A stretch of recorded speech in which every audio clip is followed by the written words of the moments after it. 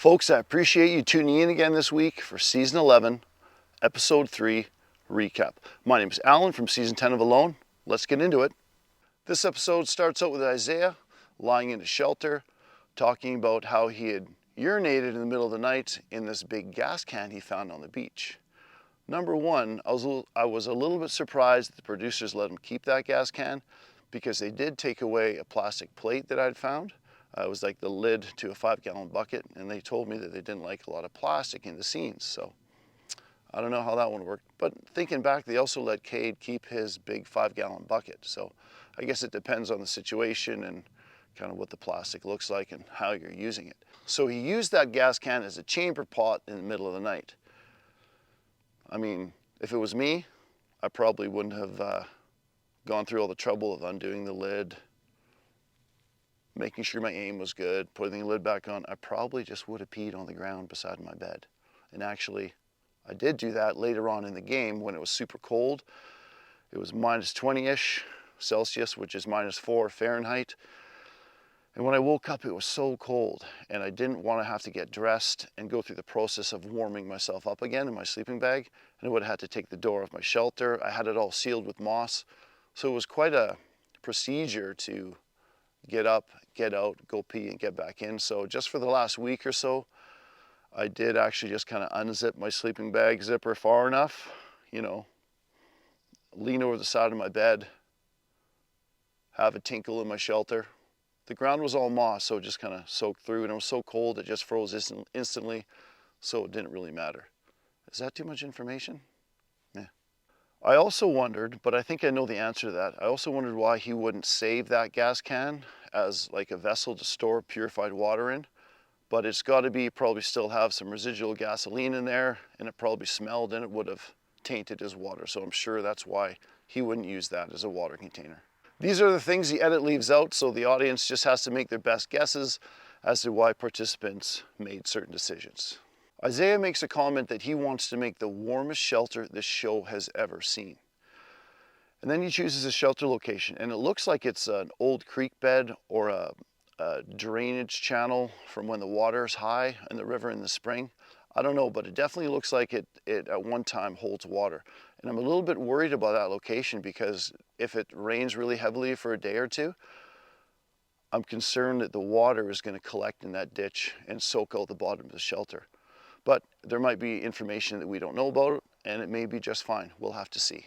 Another thing I noticed about this season is the abundance of mud the participants have access to. And that mud comes in really handy for your fireplace and your chimney construction inside your shelters.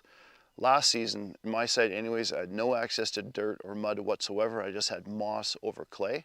And that was one of the main reasons I went with the teepee, because I didn't have to worry about building a fireplace, and I could just have my fire in the middle of my teepee and the smoke travel upwards to the top. So it was a really simple way to avoid trying to figure out a way to build a fireplace and chimney without the use of mud or clay. But even though the participants may have access to mud and clay, they may not have access to large flat rocks to build their chimney and fireplace, so who knows? Even though Isaiah makes reference several times in this episode about how he's aware of the past participants that made very large, elaborate shelters and spent too much calories and effort constructing those shelters and ended up tapping out soon after. So it's good that he's aware of that, but part of me worries that he's kind of going down that same path and he might be putting in too much energy into that large, elaborate shelter. I hope not, but we'll have to see what happens. My heart really went out to Isaiah when he spoke about his brother's death. I can't even imagine how hard that must be. So the next scene, they show Isaiah taking a shot at a squirrel successfully, and he harvests his first protein. As he's cleaning it up, he mentions how the arrow struck the front leg and is damaged anyway, so he's going to save the front leg as bait on a set line. So he puts it on a set line and gets it in the water right away. He also boils his squirrel, which is a good move, because when you boil your meat, you don't lose any of the fats and oils that are released from the meat while it's cooking. And they showed him eating the squirrel, and they showed that brown, greasy broth left in his pan. And I hope he drank that broth, because so many of the fats and nutrients would be sitting in that broth, but they didn't show it. So I hope he drank it. Now, according to the edit, it did not take long for Isaiah to catch a good-sized pike on that set line baited with a squirrel leg. He also revealed to the audience that 2 days before he came on the show, his wife had a miscarriage, and we can only imagine how much that's weighing on his mind. So Dub's first scene is creating and setting a shallow water gill net. He obviously made it shallower than other seasons to adapt to the environment that he's fishing in. And he also employed a pretty good strategy. He knew that his gill net was a little bit sloppy, it wasn't all tidy and even, and he just made fun of it himself to prevent the audience from making fun of it. So that's an excellent strategy. So Dub hasn't harvested any protein yet, so he gets right to work hand lining in the water. Doesn't have any luck, but as he's hand lining, he notices some ducks coming down the river. He quickly grabs his bow and gets ready for a shot, and they're airborne as they go by. And he almost loosed an arrow at these flying ducks, but he decided not to, which is a good move because the chances of hitting a flying duck are very slim. Well, unless you're Tim Wells, the slock master, who does it all the time. So he doesn't shoot and he gets back to fishing, but then he notices some other ducks up the river. So this time they're swimming towards him. He gets set up and he's waiting for the ducks to come close. He ends up having a shot at the ducks, but the adrenaline gets the better of him and he ends up being unsuccessful on the shot. Dub's lucky he's able to swim out and retrieve his arrow and get back to shore. And I'm not gonna mention the butt crack. Dub, I know how you feel. They did the same thing to me on my very first scene on episode 1. They had to show me going for a swim in my skin-tight merino wool yellow underpants in my larger state that I had prepared for, on the show. And I wasn't too happy about it because it was my first scene. They're showing me like clambering over all these rocks and I'm like, why are you guys showing that? So Dub, I feel your pain. Let's just take it as a compliment. It's day 6. Dub heads down to the gill net to check to see if he had any luck. And as he's approaching it, he notices a gray jay sitting on top of his gill net looking down into the water. And we instantly knew that there must be a gill net in the water because those gray jays, they're super smart. And he was trying to figure out a way to pick out the eyeballs of that big pike. Actually, quick story, side note, a gray jay actually helped me find a buck that I was tracking years ago in Dawson Creek. I was following the blood trail, I was having a hard time locating the buck, and I noticed about 50, 60 yards away there was a gray jay sitting in a tree, looking very curious at something below him. Sure enough, I moved over to the gray jay and the buck was lying right there underneath the tree. So as Dub is retrieving that pike from the gill net, he holds it up, he's washing it off, and it is a really nice sized pike. He holds it up and he challenges my friend Wyatt from season 10 to a big pike competition. And a couple seconds later, they put up on the screen that Wyatt's is actually 6 inches longer, the pike. So Dub cooks up a bunch of that pike and he mentions his strategy is not to store his food, but to eat all his food. And that strategy is sound if you're only catching a fish every day or two. But if you have a day where you catch a whack load of pike, like 5, 6 pike, and you're already full, and maybe you have a pike from the day before, there's no way you'll be able to eat it all before it starts spoiling. So we'll see how that goes. I mean, that strategy could work if he only catches like 1 fish a day or 1 fish every other day. But if he has a really good day, I don't see how he can avoid having to preserve through smoking or drying, until it gets cold, of course. The day I knew I had to start smoking fish last year in season 10 was my 4 fish night. I mean, I already had a couple of fish from the day before that I was eating. I had fish heads I was storing for fish head soup, and I knew that unless I started smoking, I was gonna lose a lot of that meat that I'd caught. We moved to Dusty, creating a nice table outside his camp at a really nice working height for him. And then after a mulligan, they show him harvesting a squirrel. And as he's cleaning it up, he kind of sets the head aside for bait, and then he pulls off the britches and he stuffs it with moss and makes what's called a hacky sack. This whole scene reminded me of Mikey from last season for 2 reasons. Number 1, Mikey used the skin of a couple of his mice and stuffed them with moss to make like these stuffed mice. So I kind of thought, I wonder if he got that idea from Mikey.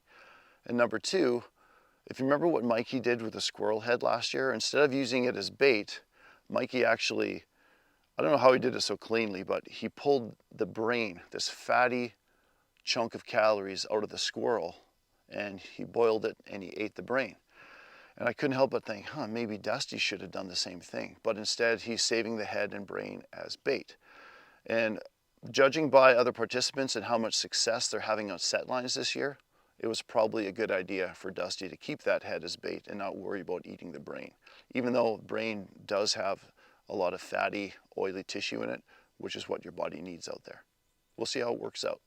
Up next is Michaela, all decked out in camo, duck hunting in front of her decoys. Now there's ducks out in the water in front of her and she tries calling them in, but unfortunately those calls end up scaring the ducks away.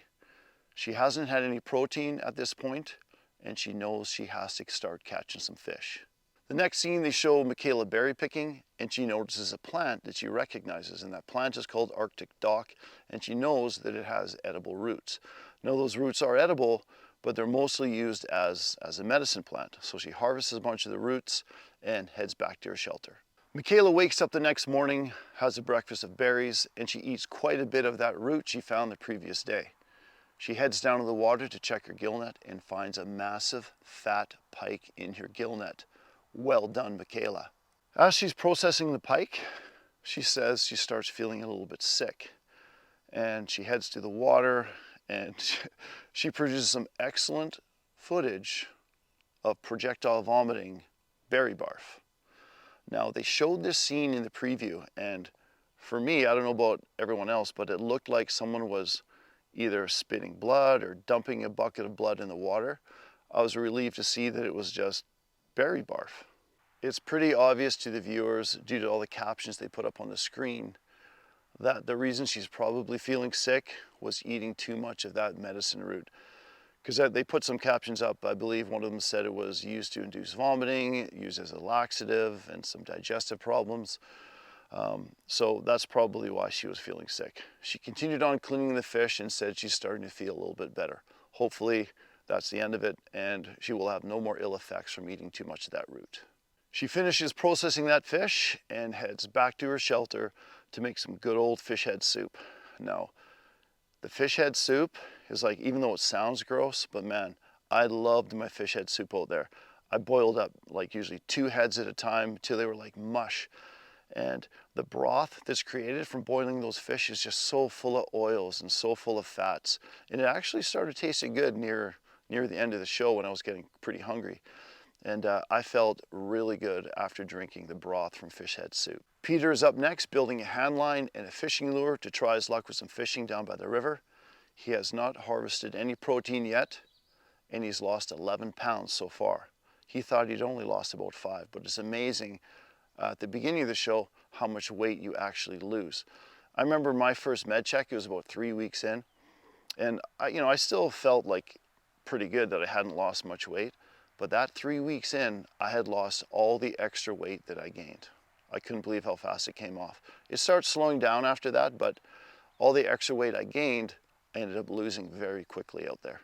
Peter's narration talked a lot about how he hides his feelings. He has a hard time expressing his feelings, and he hides all his negative emotions deep down inside, and that he also encourages his family to do the same thing.